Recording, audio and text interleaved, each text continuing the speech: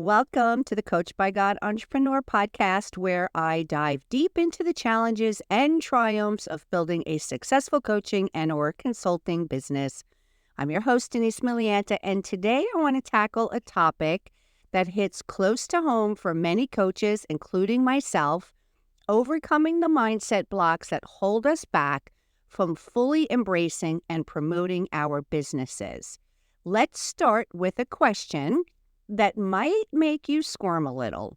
Is your fear of online marketing holding you back from reaching your full potential as a coach or a consultant?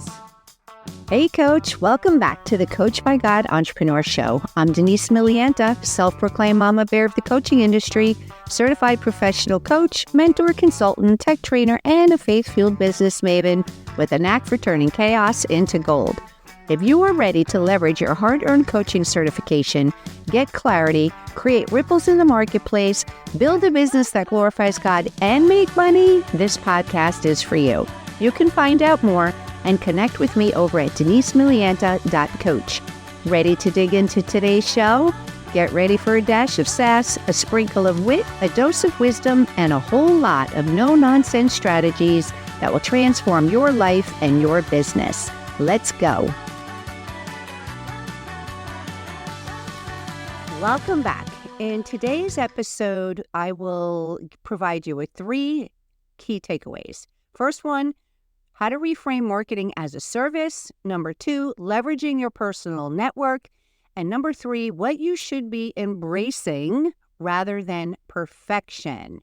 A new feature that I'm going to be incorporating into all future episodes is the One Thing Challenge for the week.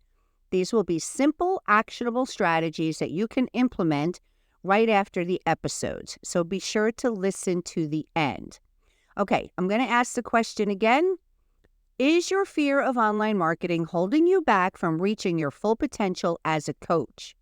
If you're nodding your head yes to my question, is your fear of online marketing holding you back from reaching your full potential as a coach?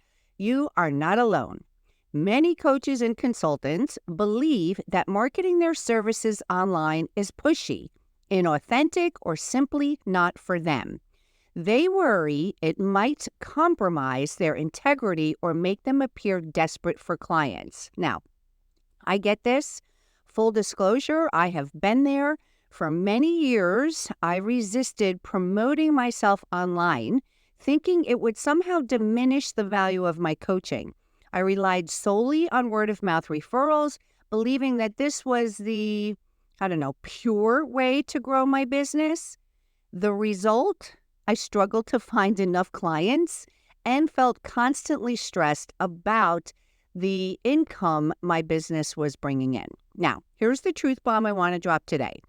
Effective online marketing isn't about being pushy or inauthentic. It's about connecting with the people who need your help and showing them how you can transform their lives. It's about expanding your reach so you can fulfill your purpose on a coach or a consultant on a much larger scale. Now, listen to this. 81% of consumers conduct online research before making a purchase decision. Again, 81% of consumers conduct online research before making a purchase decision. So if you choose to not have a strong online presence, you're missing out on connecting with a vast majority of potential clients who are actively seeking your services. Listen, that only leaves you 19% pool of people that might purchase from you without really conducting any research. Those are very low. That's a very low percentage. Now, this is going to bring me to the second mindset block. The belief that sharing our professional services on our personal profiles is inappropriate or annoying. I can't tell you how many of my clients started their journey with this mindset.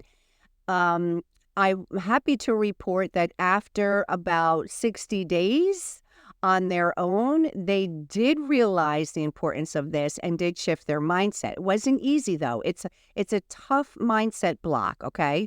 Because We worry about mixing business with pleasure. We probably fear that we might alienate our friends or even come across as too salesy. Now, again, I have been there. For years, I kept my coaching business completely separate from my personal Facebook profile. I thought I was being respectful by not, quote unquote, bothering my friends and family with my work. But in reality, I was hiding a significant part of myself and missing out on opportunities to connect and serve other folks. Now, here's the perspective shift I want you to consider. Your personal network could be your greatest source of support and growth for your coaching business. Most of my clients all come to me by seeing the posts I make on my personal Facebook page. So your Facebook friends are probably people that already know you and trust you. They're often the ones that are most excited to support our journeys and spread the word about our services.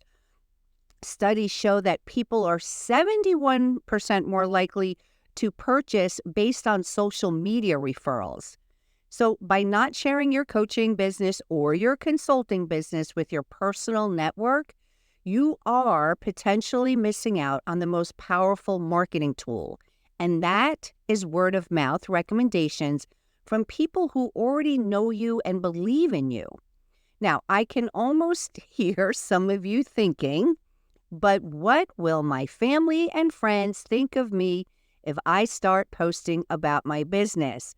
Okay, everybody starts with this mindset. This fear of judgment is perhaps the most insidious mindset block of all, because we worry about being seen as boastful, annoying, or worse, failing publicly if things don't work out.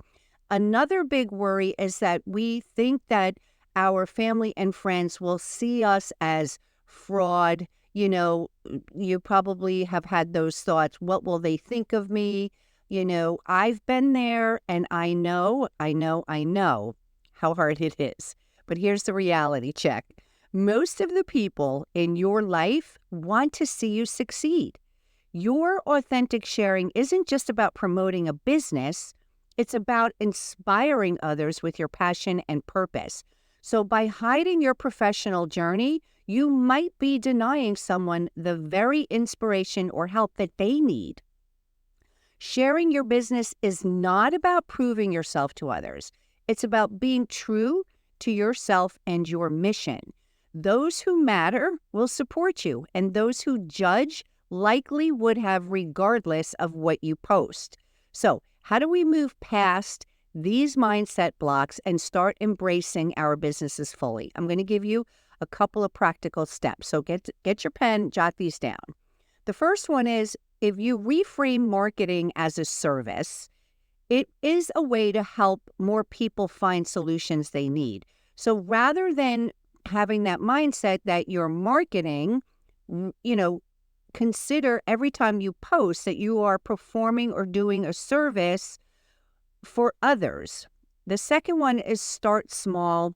Begin with one platform that you feel comfortable with, whether it's Facebook, Instagram, LinkedIn. Don't try to be all over the place. It can burn you out. It can be exhausting. So start with one and then move on to a second. You don't have to do all of them at once. The third thing is you want to share value. So try focusing on providing that content that is helpful to others, but also showcases your expertise. Number 4, be authentic. We want our personalities to shine through our online presence. People do business with people. People don't do business with businesses. So be authentic and show who you really are. And number 5, engage, like in a genuine way. You want to interact with your audience as you would in real life. Now, sometimes that requires empathy and care, and sometimes, it might mean, a firm, truth bomb, right? Just be genuine and engage in a genuine fashion. The next one is tell your story. because, we've all seen it 100 million times on social media. Our stories are powerful. When you share your journey, including the challenges, you want to keep it real and relatable. I want you to start telling your story in a simple way, because other people that read it, when people read it and they share the same journey and they share the same challenges, they're going to trust you.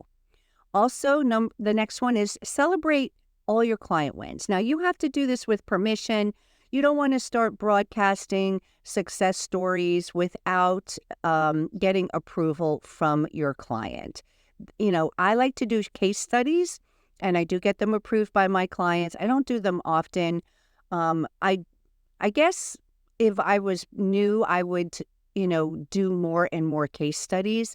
I do get a general flow of referrals from other clients, so I don't really need to spend too much time celebrating my client wins. But if you're just starting out on social media, you're going to want to do this in a way that's not braggy. And it shouldn't all be about how much money your clients, have made. Really get to the root of what their success was. And then lastly, balance your content. You want to mix personal posts with professional ones to maintain your authenticity. People want, like I said earlier, people do business with people. Now, I do a lot of posting of my dog. He is like, one of the apples of my eye. I find him adorable. So I do a lot of posts on that. I do share a lot of things that are going on in my personal life, especially in the last 6 months. I post about my journey and my struggles with grief. And I also share a lot of valuable content and some marketing posts. So I do have a blend of personal and professional posts. So when you embrace your coaching business online, this doesn't mean that you're compromising your values. What it does is it allows you to amplify your message and reach those who truly do need your guidance. It's so important, but by shifting your perspective, you open yourself up to new opportunities for growth and more impact. Now, as we wrap up, I want to leave you with this thought. Your unique gifts and wisdom are meant to be shared. Online marketing, whether on business platforms or your personal profiles, are a powerful tool to let your light shine brightly and to help others find their way. In the words of Matthew 5:16, let your light shine before others, that they may see your good deeds and glorify your Father in heaven. So you see, your coaching or consulting business is part of your purpose. Don't let fear of judgment or misguided beliefs, limiting beliefs about marketing, prevent you from fulfilling it. God has given you these gifts to share with the world and to serve others with them. So, are you ready to expand your reach and help more people transform their lives? I'm going to give you a challenge. I challenge you to take that first step today. The first thing I want you to do is choose one online platform and share a piece of valuable content, because all of your future clients are there and they're waiting to hear from you.